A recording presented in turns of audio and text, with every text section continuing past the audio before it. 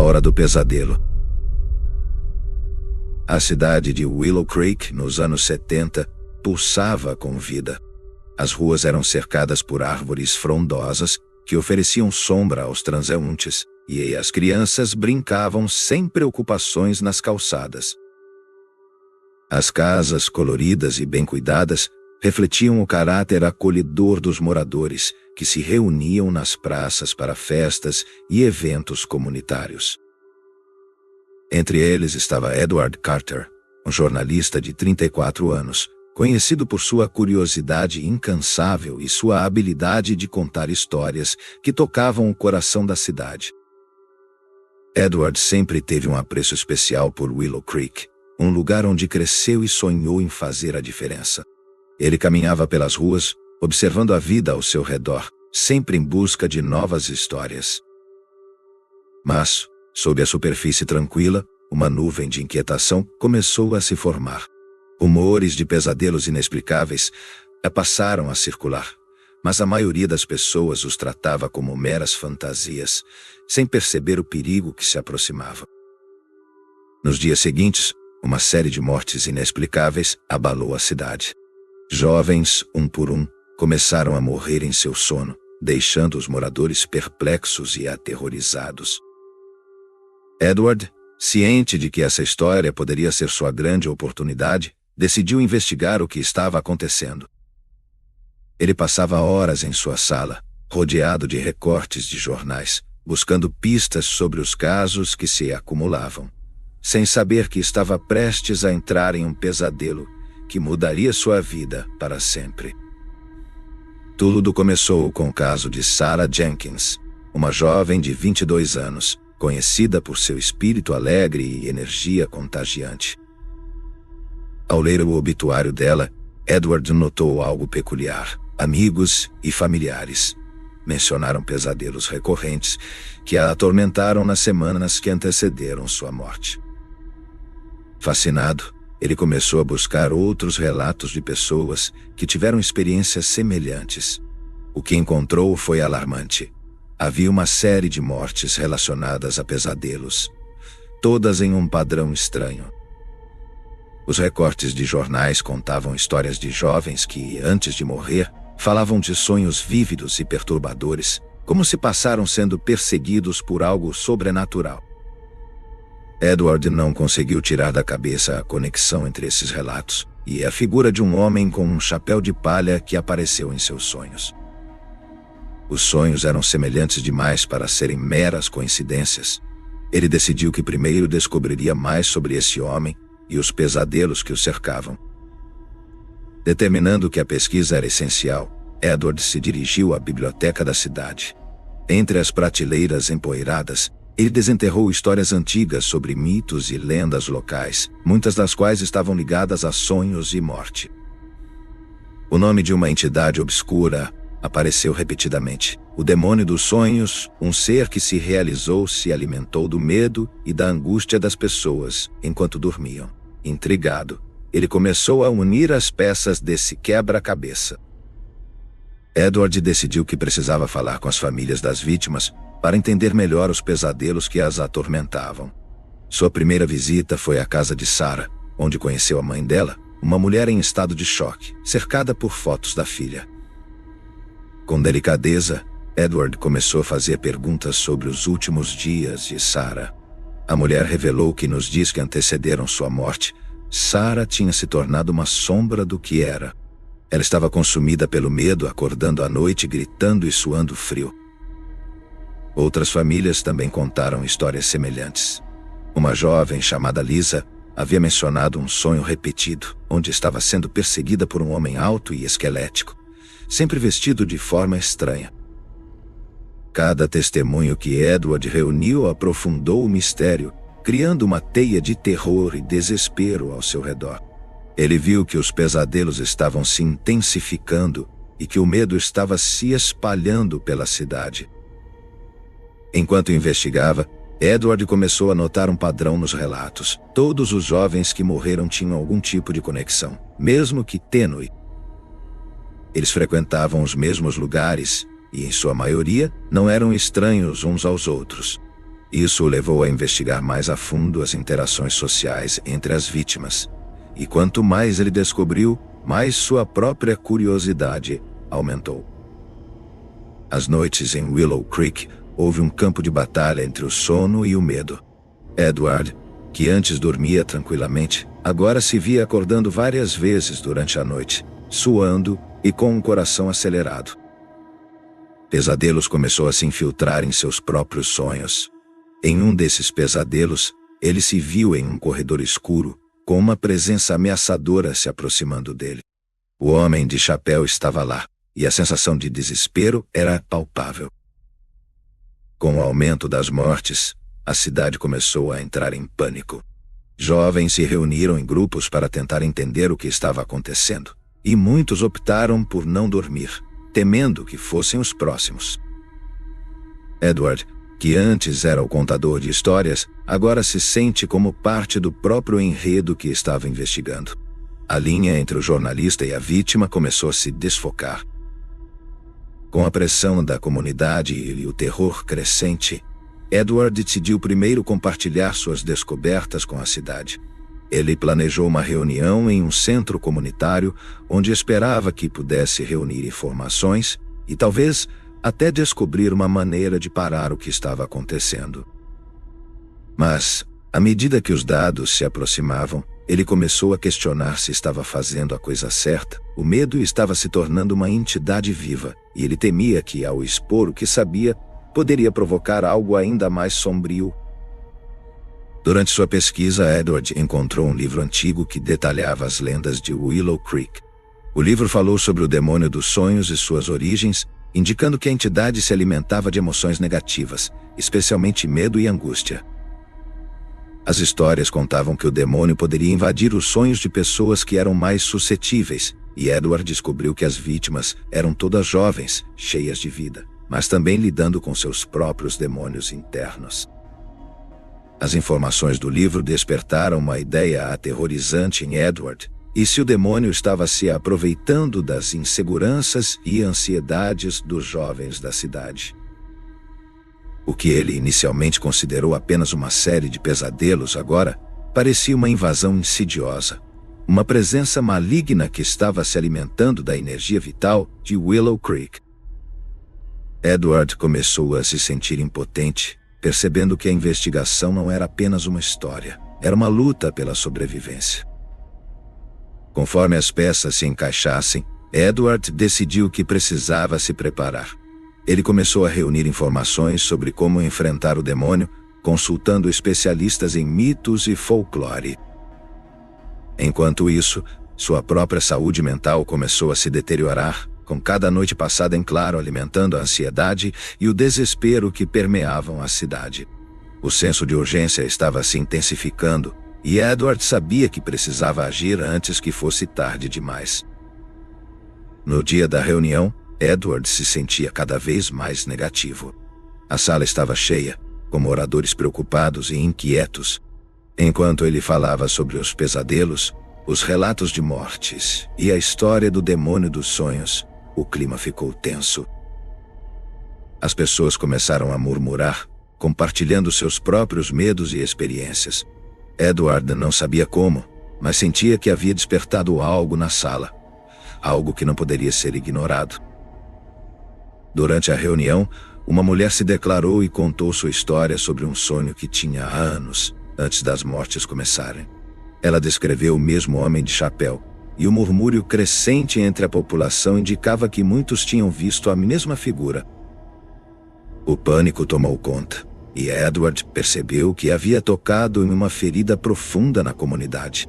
As conexões que ele havia descoberto não eram apenas coincidências. Havia uma força maligna real que havia se instalado na cidade. Mas quando Edward tentava acalmar as pessoas, um grito alto ecoou da multidão. Uma jovem desmaiou, e Edward percebeu que a energia na sala estava mudando, uma sensação de desespero e medo tomando conta. Em um momento de clareza, ele entendeu que o demônio se alimentava do pânico. O que começou como uma busca por respostas agora se tornava uma batalha contra uma força invisível. Após a reunião, Edward decidiu que não poderia mais esperar. Com a ajuda de algumas pessoas que estavam dispostas a enfrentar o que quer que estivesse assombrando a cidade, ele montou um grupo para investigar os locais onde as vítimas haviam sonhado antes de morrer. A tensão era iminente à medida que eles caminhavam pelas ruas desertas, cada um lutando contra seu próprio medo. Edward se viu em um labirinto de incertezas, onde a realidade e os sonhos se entrelaçavam. As visões do Homem de Chapéu estavam se intensificando. Em todos os lugares, como se ele estivesse observando cada movimento de Edward e seu grupo, enquanto caminhavam em direção a uma antiga fábrica desativada, onde algumas das vítimas haviam passado tempo. Edward sentiu que a atmosfera estava pesada, quase elétrica, como se algo estivesse prestes a acontecer. Quando entraram na fábrica, uma sensação de claustrofobia tomou conta deles, e o ar estava impregnado com um cheiro de mofo e deterioração. Edward começou a perceber que as vozes de seus companheiros pareciam distantes, como se estivessem sendo puxadas para longe. Ele tentou se concentrar em sua missão, mas os ecos de seus próprios pesadelos começaram a invadir sua mente. Ele viu flashes da figura do Homem de Chapéu, agora mais próxima, como se estivesse pronto para confrontá-lo. As paredes pareciam fechar-se, e Edward, sozinho em sua mente, começou a sucumbir ao desespero. A memória das histórias que ouviu e as imagens vívidas dos pesadelos das vítimas se misturaram em uma visão aterradora. Ele viu a cidade de Willow Creek sendo consumida por um nevoeiro escuro, com os rostos familiares dos habitantes se distorcendo em expressões de medo e dor. A conexão que havia feito entre as mortes e o demônio tornou-se mais clara, mas também mais assustadora. Em um último esforço, Edward chamou seu grupo, tentando reunir forças.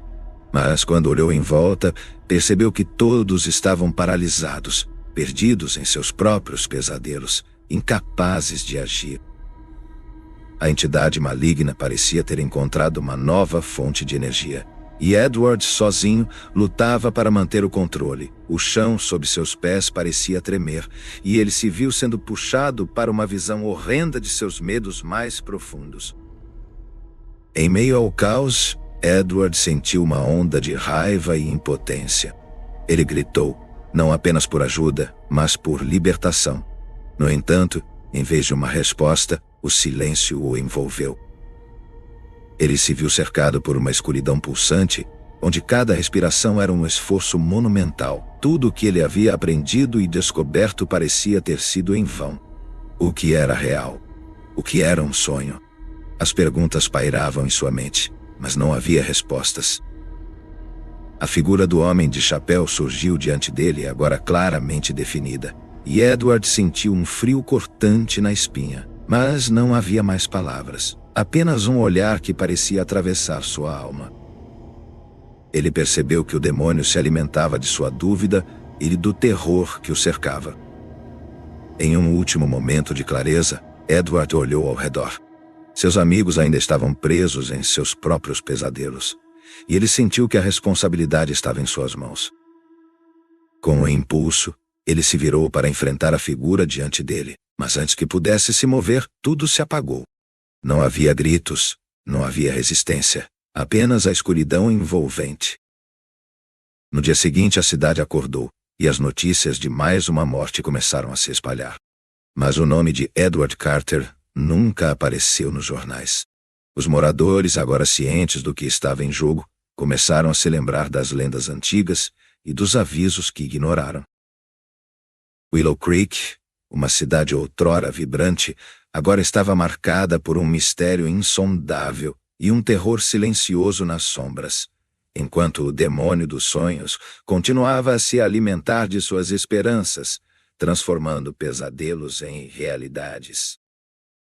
A história de Edward Carter se perdeu no tempo, deixando para trás um legado de terror e dúvida, onde os sonhos se tornaram um campo de batalha e a linha entre a vida e a morte ficou cada vez mais tênue.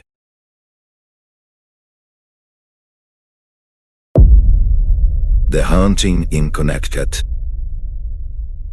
Era uma manhã ensolarada de primavera quando a família Campbell chegou a Connecticut, deixando para trás os subúrbios agitados da cidade.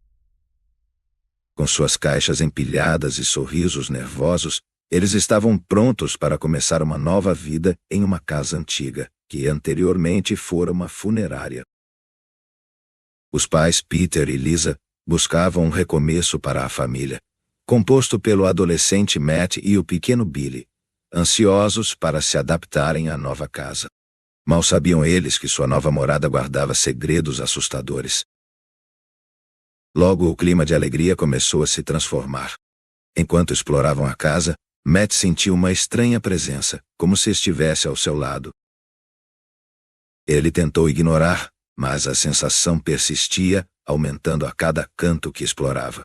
O silêncio que antes parecia tranquilizador agora se tornou ofensivo, e os sons da casa referem-se a histórias não contadas. Lisa tentava manter o otimismo, mas um calafrio percorria seu corpo sempre que as luzes piscavam de forma inexplicável. A primeira noite em casa foi marcada por um silêncio avassalador. Enquanto a família se acomodava, Billy acordou assustado, alegando ter visto uma figura no corredor. Nos dias seguintes, a casa começou a revelar sua verdadeira natureza. Objetos se moviam sozinhos, e vozes eram ouvidas pelos corredores. Lisa começou a encontrar fotos antigas da antiga funerária, retratando corpos em caixões e funerais sombrios. A história da casa era conhecida apenas em partes, uma história de tragédias e despedidas. Uma noite, enquanto organizava as caixas, ela encontrou um antigo diário, suas páginas velhas revelando segredos perturbadores da vida do antigo proprietário. O diário falava em uma mulher chamada Judith, que havia vivido na casa durante sua época como funerária.